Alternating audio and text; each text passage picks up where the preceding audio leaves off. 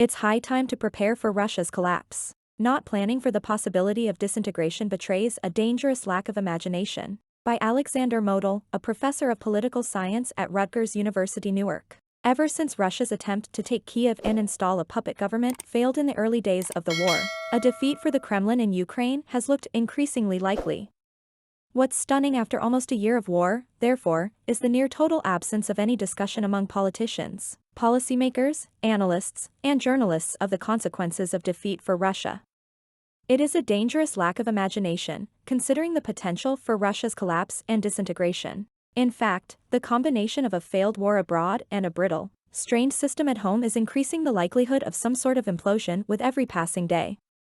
Regardless of whether this will be good or bad for the West, it's an outcome policymakers should prepare for. There are various scenarios for what might happen in Russia after defeat in Ukraine becomes even clearer. Most likely is Russian President Vladimir Putin's departure from office, followed by a vicious power struggle among the extreme right-wing nationalists who want to continue the war effort and destroy the existing political hierarchy, authoritarian conservatives who have a stake in the system, and a resurgent semi-democratic movement committed to ending the war and reforming Russia. We don't know who will win, but we can confidently predict that the power struggle will weaken the regime and distract Russia from what remains of its war effort. In turn, a weakened regime, in conjunction with a malfunctioning economy, will invite disgruntled Russians to take to the streets, perhaps even with arms, and encourage some of the non-Russian political units comprising the Russian Federation to opt for greater self-rule. Leading candidates include Tatarstan, Bashkortostan, Chechnya, Dagestan, and Sakha. If Russia survives this turmoil, it's likely to become a weak client state of China. If it does not, the map of Eurasia could look very different. Given Russia's vast expanse, long history of restive regions, and large non-Russian ethnicities, all a result of centuries of imperial conquest, the one scenario that deserves much more attention is a disintegration of centralized control and breakup of the Federation.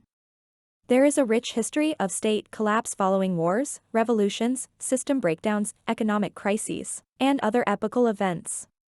Napoleon's empire collapsed after his disastrous march on Moscow and subsequent defeat at the Battle of Leipzig. In 1918, the Ottoman, Austro-Hungarian, German, and Russian empires all collapsed in military defeat. Of course, people, decisions, and policies played a role, but ultimately it was war and the attendant economic and social crises that pushed these states over the edge into political chaos, and often violence. Consider, as well, the dissolution of the Soviet Union, an outcome very few Russians wanted or even imagined when Mikhail Gorbachev took power as Soviet Communist Party leader in 1985. As late as early 1991, a majority of Soviet citizens voted in a referendum to retain their country. True, all the republics, including Russia, declared sovereignty in 1990 and all, save Russia, declared full independence in the aftermath of the failed hardliner coup in 1991. But the system collapsed primarily because Gorbachev decided to rejuvenate the Soviet Union by dismantling its core features, totalitarianism and central planning, thereby setting political, social, and economic forces in motion that ultimately compelled most of the republics to seek refuge from the chaos in autonomy and independence. It was perestroika, Gorbachev's signature policy of economic and political restructuring, that unintentionally killed the Soviet Union. If today's Russia follows these countries' footsteps into collapse, it will have little to do with the Russian elite's will or Western policies. Bigger structural forces are at work. Putin's Russia suffers from a slew of mutually reinforcing tensions that have produced a state that is far more fragile than his braggadocio would suggest.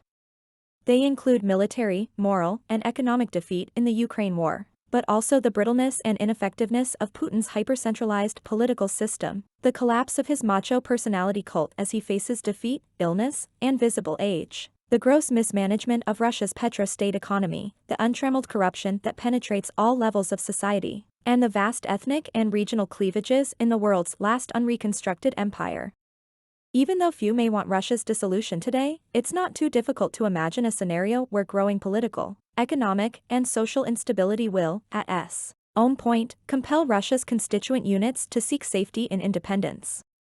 When Ukrainian intelligence chief Kyrylo Budanov celebrated his birthday earlier this week with a birthday cake showing Russia sliced into several pieces, it was, of course, an epic act of trolling. But the idea behind the image on the icing doesn't seem all that far-fetched at all. Under today's conditions, it may only take a trigger to push the system toward collapse. The failed war with Ukraine, which has revealed the weakness of Putin and his state, could very well be the spark that ignites the frayed timbers of Russia's institutions. Of course, sparks are unpredictable, and Russia could weather the current crisis and survive in its present form, whether under Putin or a successor. But even if it does, it will be severely weakened as a state, and all the structural tensions will remain. Putin may even suspect this. In his 2023 New Year's address, he invoked the war's potential threat to Russia's independence, something he has not said before. But if the spark does come, would a likely Russian collapse be destabilizing and violent, perhaps including civil war? Historian Marlene Laruelle, the director of the Institute for European, Russian, and Eurasian Studies at George Washington University, thinks so. A collapse would generate several civil wars, she said, as new statelets would fight with one another over borders and economic assets. Meanwhile, Moscow elites would react with violence to any secessionism. Similarly, former U.S. Secretary of State Henry Kissinger has argued that the dissolution of Russia, or destroying its ability for strategic policy, could turn its territory encompassing 11 time zones into a contested vacuum. Russian groups might turn on each other and use violence, while outside powers could use force to expand their claims. All these dangers would be compounded by the presence of thousands of nuclear weapons, Kissinger wrote. The best course of action, he advised, would be to avoid rendering Russia impotent by the war, instead including Russia in a peace process whose details and enforceability remain nebulous. Laruelle's and Kissinger's prophecies are worst-case scenarios that need to be taken with a huge grain of salt. History shows us that while imperial collapse is often chaotic for the countries doing the collapsing, the outcome is not always bad for their neighbors or the rest of the world. Napoleon's demise ushered in an era of relative peace in Europe. The breakup of Austria-Hungary saw some initial fighting, including between Poles and Ukrainians, but conditions stabilized after a few years. Even the Soviet collapse was remarkably peaceful, most likely because the newly independent former Soviet republics and the newly sovereign European satellite countries all had recognized borders, functioning administrations, and their own elites ready to build states. On the negative side of the ledger, the Ottoman Empire's collapse led to horrific fighting between Turks and Greeks. The Russian Empire's collapse spawned conflict from the Baltic Sea to the Pacific Ocean, and the German Empire's fall in 1918 arguably led straight to World War II. Which of these trajectories might apply if Russia were to collapse?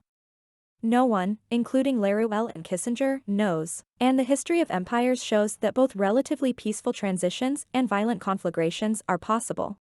Pessimists will point to the likelihood that a rump Russia would fight wars with all secessionist states. Optimists would counter that Russian forces will be degraded after their defeat in Ukraine and in no position to fight on multiple fronts. Pessimists might argue that new, non-Russian statelets in the North Caucasus or elsewhere would end up fighting one another, while optimists would say that the non-Russians possess administrative boundaries, existing regional governments, and ample economic resources, now drained by Moscow, that would enable them to avoid conflict with their neighbors. Optimists might say that things can't get any worse compared to the genocidal war Russia just pursued. Pessimists would counter that they could get very much worse indeed and point to Russia's nuclear arsenal. The only point of agreement between pessimists and optimists is that a rump Russia would be a likely candidate for civil war, not least because of the existence of large and well-armed private armies. The bottom line is that it's inconsequential whether you're an optimist or pessimist. We can only observe the unfolding drama of Russia's likely collapse. Neither Western policies nor Putin himself can do much to stem it.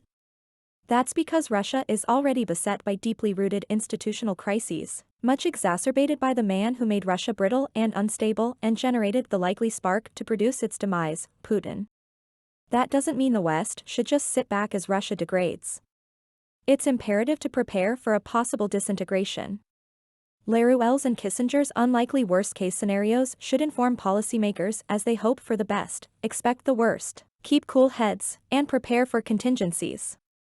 They should avoid repeating the mistakes of the past, such as trying to help a clearly dying Soviet Union survive and prioritizing the needs of Russia over those of its neighbors.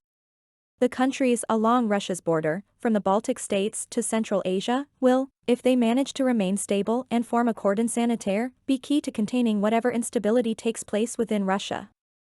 They will also be key to helping the Russian Federation's newly independent successor state stabilize and behave with moderation. Seen in this light, continued strong Western support for Ukraine, and eventually for a free Belarus and key countries like Kazakhstan, is the best guarantee that the aftershocks will be minimized if Putin's empire comes to an end.